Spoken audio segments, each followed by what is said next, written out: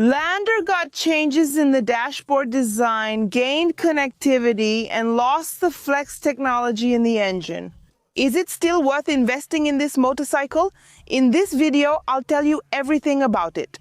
What has changed? Technical features, performance in the city and on the road, fuel consumption, insurance cost, available colors, price, and the cost of maintenance. And of course, my honest opinion with the pros and cons so you can make the best purchase decision.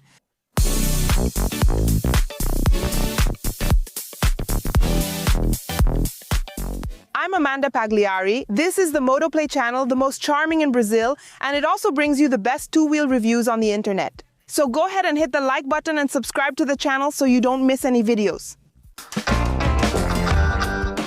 It's a motorcycle in the trail category, which means it's made for both off-road riding, like on dirt and rough terrain, as well as on asphalt. It's a sturdy, reliable bike. It has a lot of tradition in Brazil and has gone through some changes, starting with the design. So, what can we say about the design?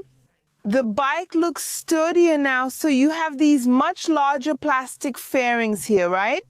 Giving the impression of a bigger bike with more angular lines, right? It looks a bit more aggressive now. We also have this feature here, look, to give you more stability when you stand up on the motorcycle. It also got a redesign here, right? A new high fender is added here, but it keeps the low fender as well. To comply with the law, Yamaha added a canister to it so it pollutes less, right? And then we have this bulge on the side of the bike, and here it is, look, there's this big canister showing as well, which ends up messing up the look of the bike a little bit. The headlight has also changed, not just its design, now more in line with the crosser, right? Here it got a big light projector, and down here a daytime running light. The taillight is also LED, however, the turn signals use halogen bulbs. It has two fork protectors. Back here, it's hidden and accordion shaped to protect from dust and stones, and up front, there's this plastic cover to make it even more robust. I like this new cover here on the exhaust. I think it's really nice, right?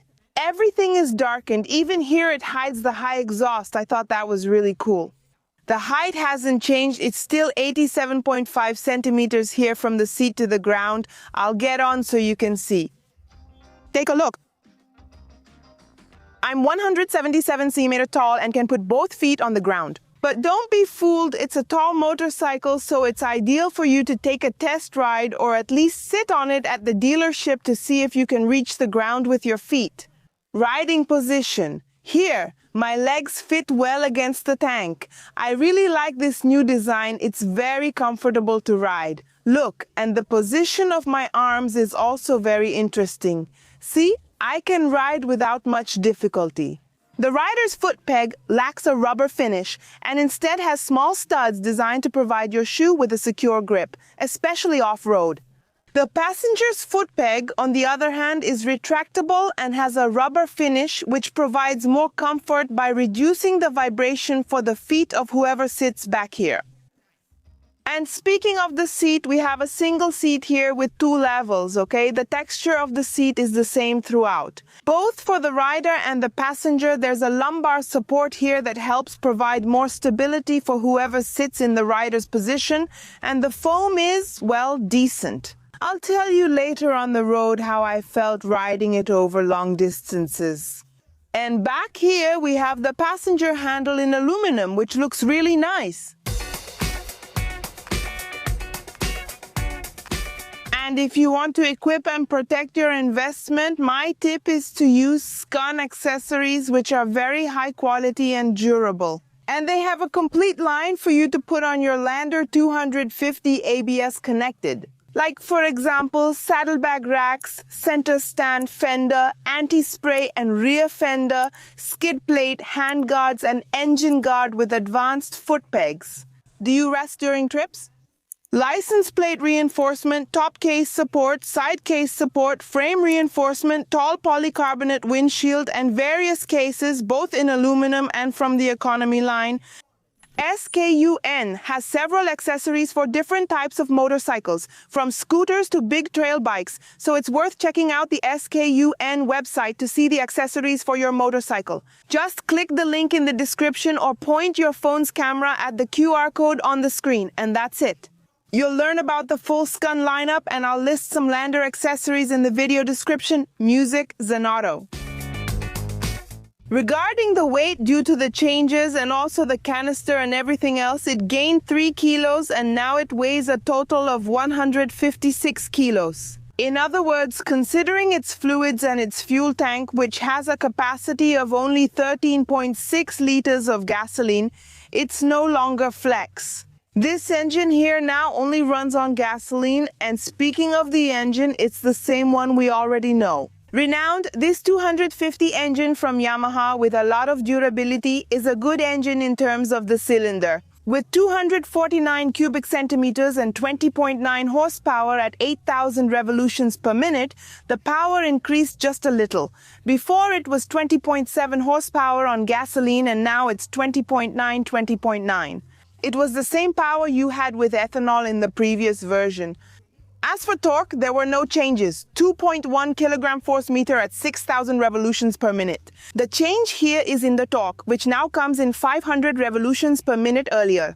And just like the previous version, it still has 5 gears. A lot of people were expecting a 6th gear, but not this time. Tell me. So, what did you like less? The fact that it became gasoline only and lost the flex option, or that it didn't come with a 6th gear? Write it down here below. As for the brakes, there was no change compared to the previous generation. So, it still has disc brakes on both wheels with a diameter of 245 millimeters in the front and 203 millimeters in the rear. The anti-lock braking system, ABS, is only on the front wheel. The suspension is unchanged and still uses a fork. Conventional telescopic front suspension with 220mm travel. Rear uses monocross with linkage and adjustment. For the preload, the wheels are spoked, 21-inch in the front, 18-inch in the rear. They use dual-purpose tires and they have inner tubes. The dashboard has changed, now it's bigger, with a new design and also a new interface and a blackout-style display. You can see the very dark background and it has a lot of information. To change the information on the dashboard, you need to press this big button right here directly on the dashboard, but let's break down the dashboard. Let's go. Circular tachometer, fuel gauge here on the right side, speed in the center, and here are the trip computer information. Here we have the average fuel consumption by pressing. Here we have the clock and Ruberti. Total odometer. Trip 2, which would be Trip B, and also oil information. Here, how many kilometers per liter instantly? How much is the bike doing? This shows when it's running.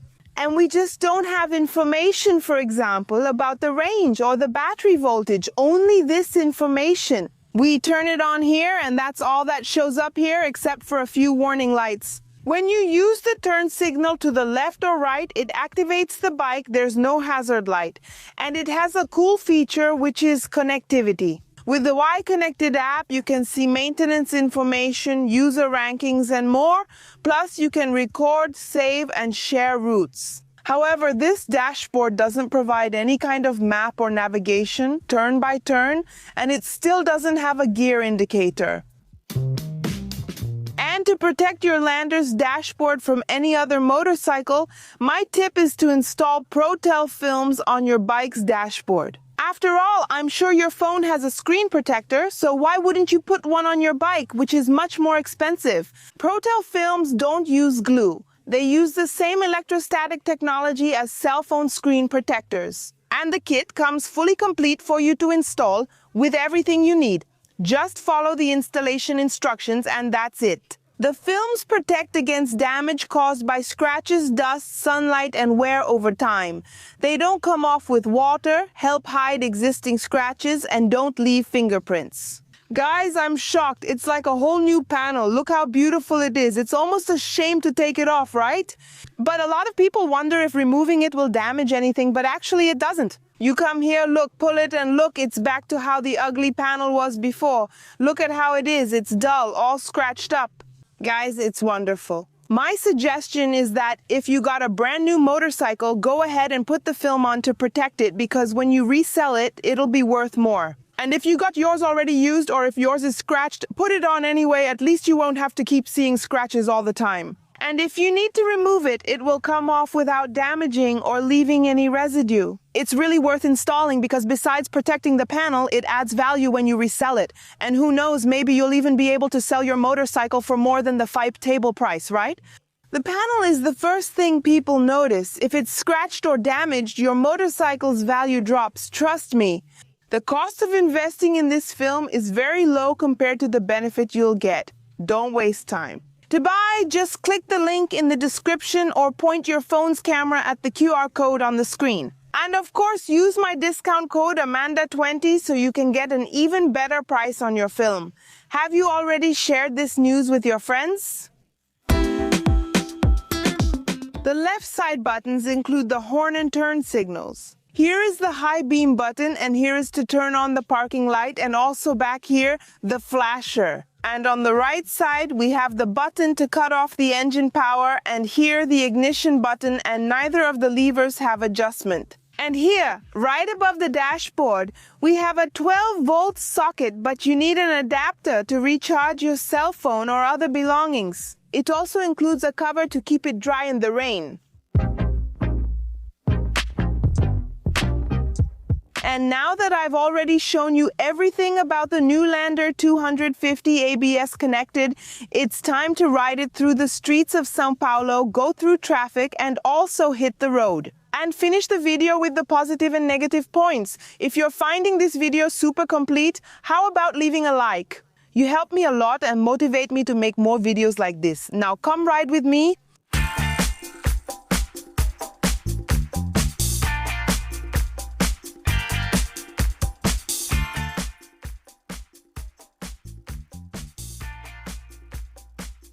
Let's go test it in heavy traffic. Oh my gosh. Oh my gosh, heavy traffic. The Lander, it's very agile. It's agile, light, easy for you to handle. It's not a bike that gives you a lot of trouble to ride. On the contrary, it helps you a lot. The only thing I'm noticing here is the rear view mirror. It's here in my peripheral vision. It's sticking out. So that ends up causing a bit of a reflection. It makes me anxious thinking I'm going to hit the cars. I'm still not very used to it, so it feels like it's going to hit all the mirrors. Because my mirror, the one on the Lander, sticks out from the handlebars. And that ends up being a bit of a problem for us to ride here in the lane between the cars. I'm about to ride on the highway, and then I'll tell you my impressions after many miles with the seat. How does it handle in traffic? It handles well, it's very agile, it's light and easy to ride. As for the brakes, I found them a bit spongy here. The front brake is kind of really spongy. Even if you squeeze it hard, it doesn't lock the wheel. You know, of course the ABS, the anti-lock system does that job, right? But it wasn't the ABS. Wow, look at that, look at that. Speaking of brakes, it didn't stop as much as it should have. I was alert, the bike should have stopped much closer.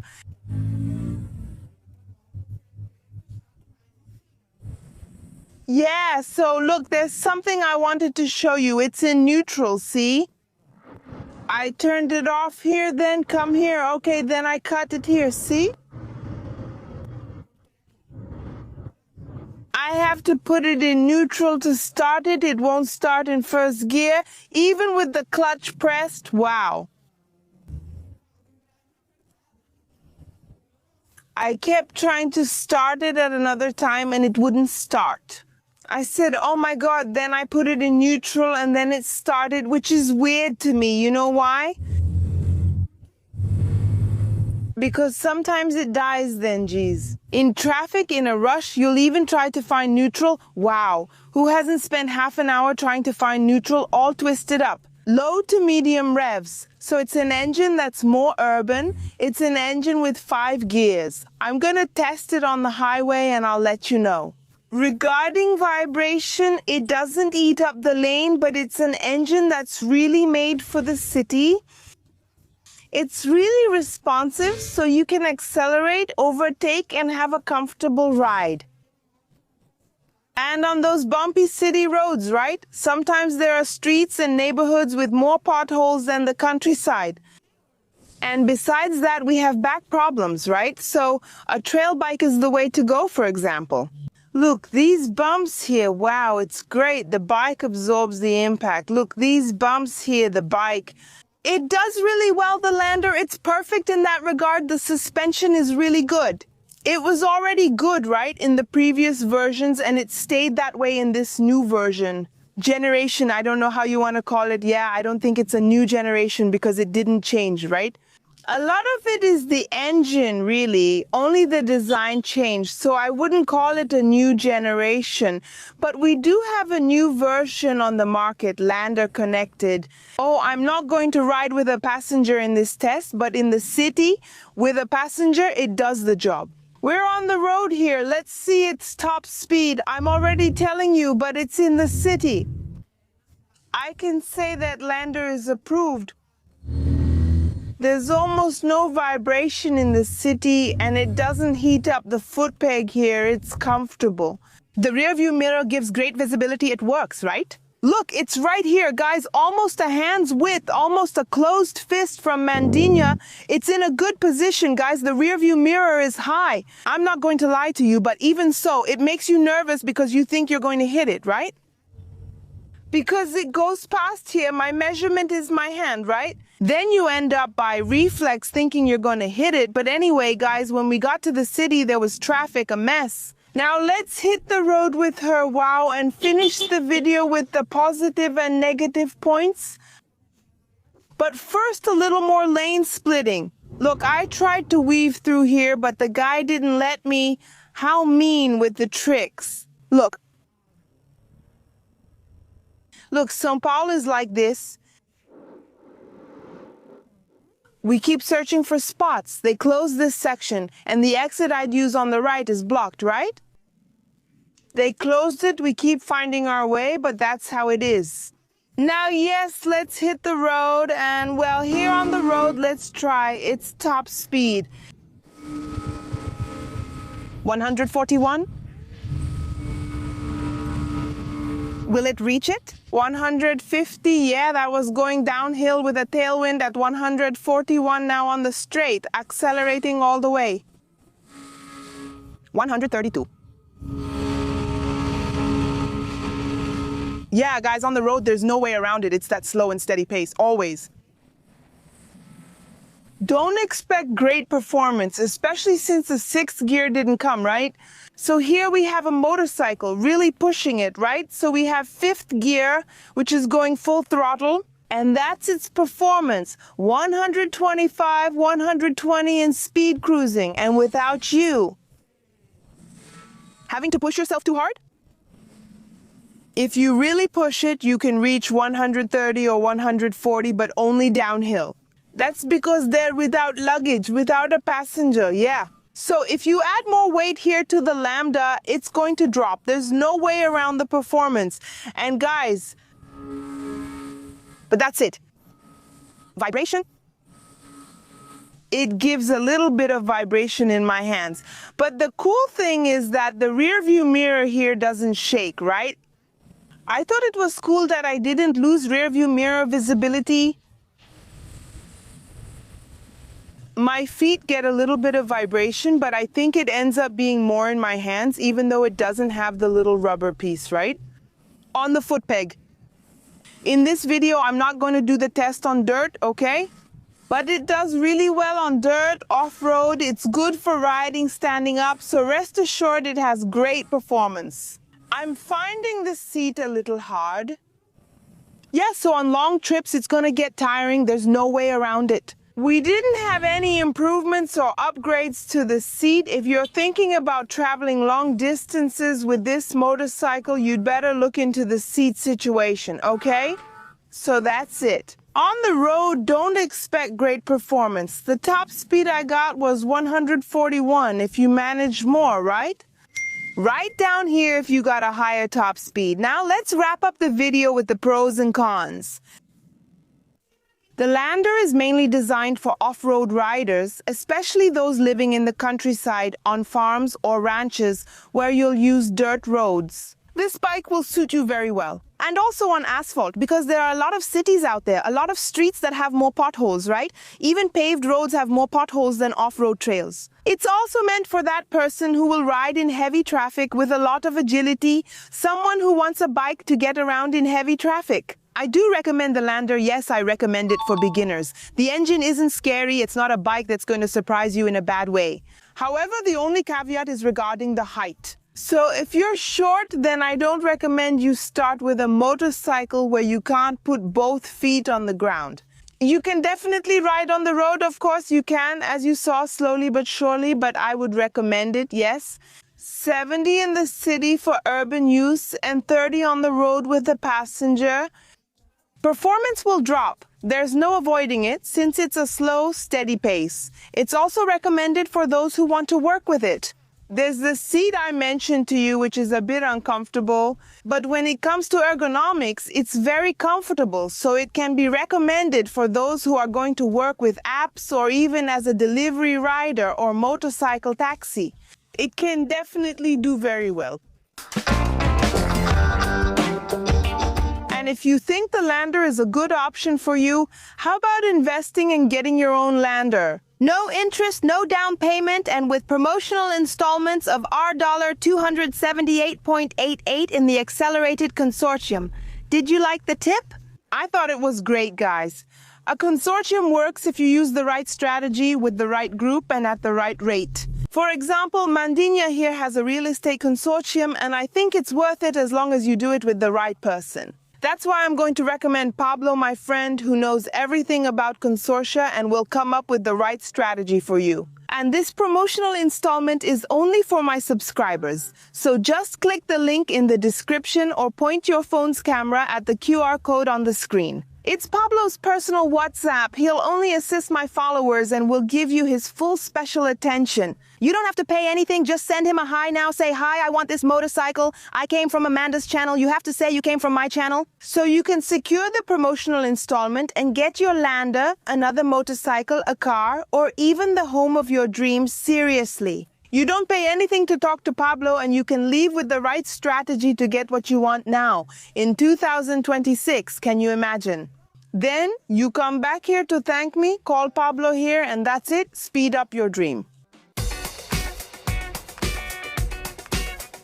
When it comes to consumption, guys, you know, the faster you go here, the more you're going to spend. There's no way around it. Also, if you shift gears at the wrong time, you'll also use up the load you're carrying.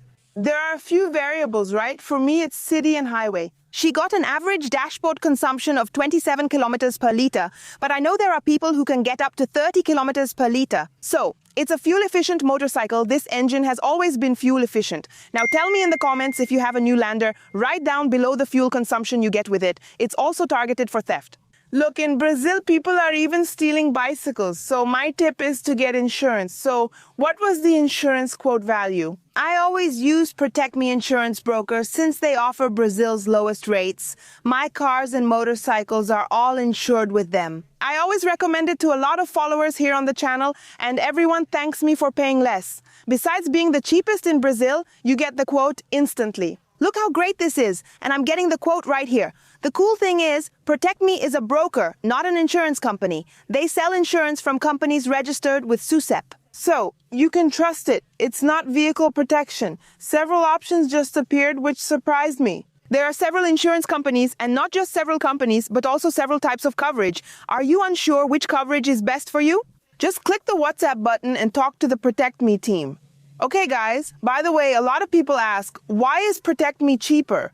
Because they are fully digital and use artificial intelligence to handle quotes and information. And that ends up making it much cheaper for the company. All right, here we have the lowest price, theft and robbery plus fire. The price came out to our dollar 2,084.84. Oh my God, for our dollar 906.18. This amount is annual. You can pay in installments. Look how great this is, guys. Porto Seguro, right? That insurance company, very well known in Brazil, our dollar 906.18. Pay in 12 installments of under our $1.80 each. You have theft and robbery insurance so you can ride with peace of mind, and you get 100% FIP compensation for fire and theft, plus 24-hour assistance. Do you offer 300 tow truck service? That's great, Amanda. I want full coverage insurance with third-party damage, and I'm not sure what else is included. Guys, I really think it's worth getting this full coverage insurance instead of just basic theft and robbery coverage. Itaú insurance was our dollar 560 and some change, and now it's our dollar 409. How do you get this big discount?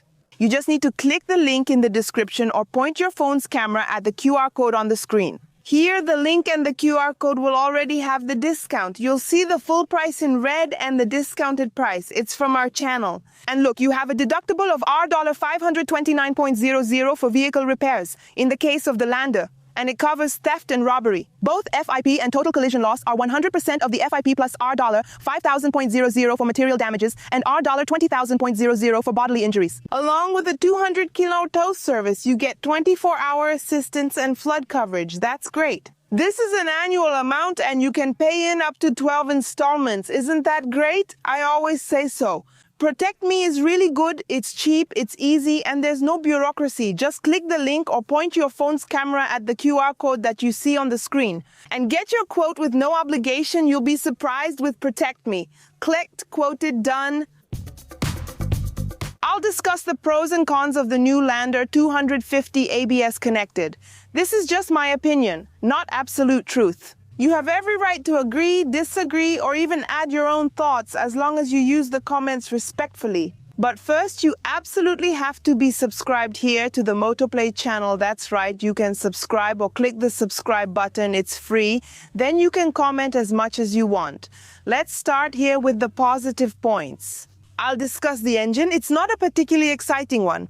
A lot of people were expecting a Lander, a Tenere 320, but this engine is reliable, it's a tough engine, and it's also been used for several years in the FZ25, so it's an engine we can count on. Lots of durability, and that's what a lot of people want. They want an engine, a bike they buy that will last for many years. If you keep up with maintenance properly, this engine will definitely last. So, that's a positive point. Another is the tank's modular structure with 3 parts. Center, left, and right sides. In practice, if you fall, for example, on the left side, you don't need to replace the whole tank, just the damaged side, which saves you money. Another good thing is that Lander offers good ergonomics, especially for tall people like me. So the person will fit well due to the angle of the legs and hands. So, here with the arms, that's a positive point, and another good thing is the strong, reliable suspension, which handled bumps and uneven roads very well. That's a positive point. Cycling. Another good thing is that it's a light motorcycle, easy to handle, very agile, so that's good. I really liked it. It's good for carrying a passenger. It's not the best motorcycle in the world for that, but for those who will often have a passenger, whether it's for daily use or for hitting the road, it's good too. This seat here helps out, so you can carry a passenger, for example, much better than an FZ25 for sure. Another positive point, in my opinion, is the design. I know there are people who didn't like it, but in my opinion, I did like it. At first, I was shocked because it's a disruptive look, but it's a look that, well, has the Lander identity, but it also has its own identity. I felt it was original, so I thought it looked good. Peruta seemed interesting. And now with these colors here, I think Yamaha got it right with the launch colors. That green one I thought was gorgeous. And looking up close, what do you guys usually notice? So, the design? I did think it was a positive point, but I want to know your opinion. Write down below if you like the design of the new Lander or not. Another positive point, without a doubt, is the connectivity with the dashboard. So we have a step from Yamaha to bring connectivity and technology to low and mid-displacement motorcycles. I think it's a good thing. It's not a huge leap yet, but it's already a good thing. You can see the information directly on your phone. Positive point. Another positive point is the fuel efficiency. Look how great! A motorcycle that saves you money not only on parts you can find aftermarket in the market, but also on original ones too. And also fuel efficiency. And speaking of fuel efficiency, now I'm going to talk about the range. If you cruise at 30 to 35 km/h and get 35 km/h, comment below. But I even checked with some owners, some forums, and people said it can actually reach that. So if you manage to do that, you could get up to 400 kilometers of range on a tank since it holds 13.6 liters of gasoline. However, it doesn't have a gear indicator. I actually think that's a good thing. The smaller Mandela, well, the Crosser has it, so why doesn't Miss Lander have it since it's much more expensive? I think it should have it. That's my opinion. And speaking of things that are missing, for sure, a sixth gear is missing, especially for those who are going to hit the road, so the bike would vibrate less and provide more comfort. There are even people who change the gear ratio to improve performance on the road. So I think that's something that's missing, but write your opinion below if you think the sixth gear is missing. The negative point is still the front brake. I went back to review my script from the previous version from 2021, if I'm not mistaken, the video, and I wrote it down there. Spongy brakes, but oh my god, I expected Yamaha to have improved the brakes and it's still the same thing, spongy and weak. So I think if there was something to improve, I would go with the sixth gear. And also the brakes, which bring more safety, I think that's definitely missing. And still talking about things that are missing, the ABS brakes are only on the front wheel. In my opinion, I think Yamaha has always been ahead, innovating, bringing better brakes. ABS on both wheels was the case with the NMAX and other models, so they could have brought ABS on both wheels here in the case of the Lander. Oh, Amanda, but ABS on dirt? Guys, for God's sake, it's about safety. And I think anti-lock on the rear wheel helps a lot since some people will use it off-road, but the locking doesn't happen at such high speeds. In my opinion, I think anti-lock helps more than it hinders. In this category, I do think rear wheel ABS is missing. Outlet. It's a good thing, isn't it? But in this case, I didn't think it was that great because is it in a good position here near the dashboard? However, you need an adapter, and when you put the adapter here, you can't close the cap properly, so water will get into the adapter and everything else. In my opinion, Yamaha should have put a USB or USB-C outlet right here directly. The funny thing is, guys, that the Factor DX comes with 2 outlets, not just 1 but 2. And here on the Landry, it just comes with a hole for you to put the adapter in. I get a little upset, but that's it, guys. I have to give you my honest opinion. You expect my honesty. And here I am, always independent. And I think this, for God's sake, it deserved at least a little USB outlet. Unfortunately, Yamaha changed the setup. It's great here, but they missed the opportunity to update the turn signals, so we're still stuck with these bulb turn signals. People say that the stock of YBR turn signals never runs out, and unfortunately, I thought a turn signal would even add a bit more charm, a touch of elegance here on the new one. Another negative point, in my opinion, or something to improve in the future, is the tuning. It's fine for you to ride around the city, okay? It works. But if you're going to ride on the highway at over 100 km/h, you're going to feel uncomfortable. That's why some people put on an upgraded gel seat or change the seat, adding a more comfortable cover. In my opinion, I think it should be a little more comfortable, but that depends on each person's sensitivity. To comply with the law, Yamaha put the canister here, but in my opinion, it looks like something improvised, you know? It looks like a makeshift fix, and it kind of ruined the bike's aesthetics a bit. I don't even know how it works if the bike falls, like how much it would cost to fix and everything. Anyway, I thought it ended up really exposed. There's this big box here, and the catalyst on the right side is also really exposed, but that's just to comply with the law. But I think Yamaha could have put a little more effort into the bike's design, tried to hide that somehow inside the fairings. Okay, it might be a silly thing, but I need to point it out to you. Another bad thing is that it lost the flex. I know that a lot of people didn't even end up fueling with ethanol because ethanol has been getting more expensive over the years, and there's a calculation you do to know if it's worth fueling with gasoline or ethanol. So I know that in many places at many gas stations, it's just not worth it to fuel with ethanol.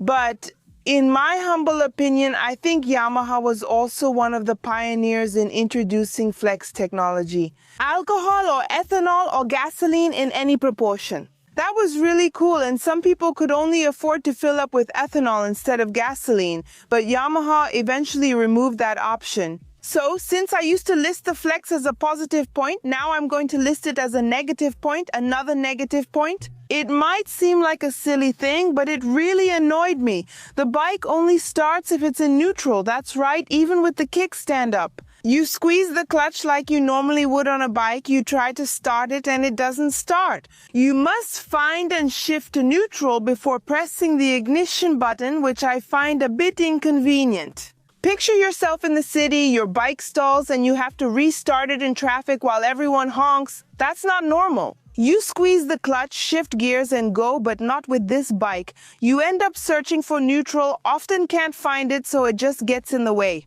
I'm not sure if it was just this unit or if all landers are like this, but I saw it as a negative. What did you think about this negative point? I haven't experienced it myself, but I know some people who have and have also seen comments online. Maybe it's just one person. But anyway, I need to tell you that it's about the issue of the subframe cracking. But then you have to see if the person didn't put a top case here with too much weight or ended up putting too much weight and then it cracked. Because of that. Also, guys, the tail section here on the lander was pretty wide, so it ends up acting as a lever. That's why I think Scam even released the subframe reinforcement, precisely to give it more support. I don't know if this happened to everyone. I think it must be a small percentage, but I need to warn you, if this happened to you, write it down below.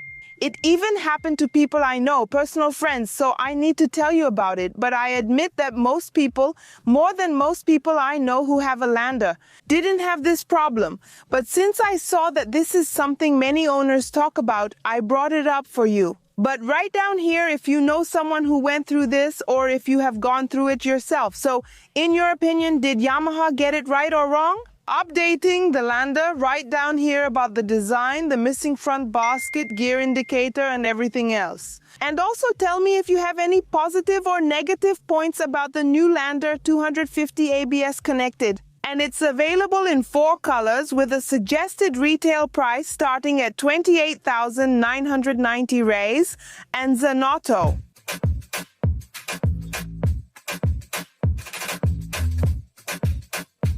If you like the video, leave a like and share it with your friends, WhatsApp groups, and Facebook. I'm sure they'll enjoy it. Subtitles by Adriana Zanotto. And if you like the video, leave a like and share it with your friends and WhatsApp groups.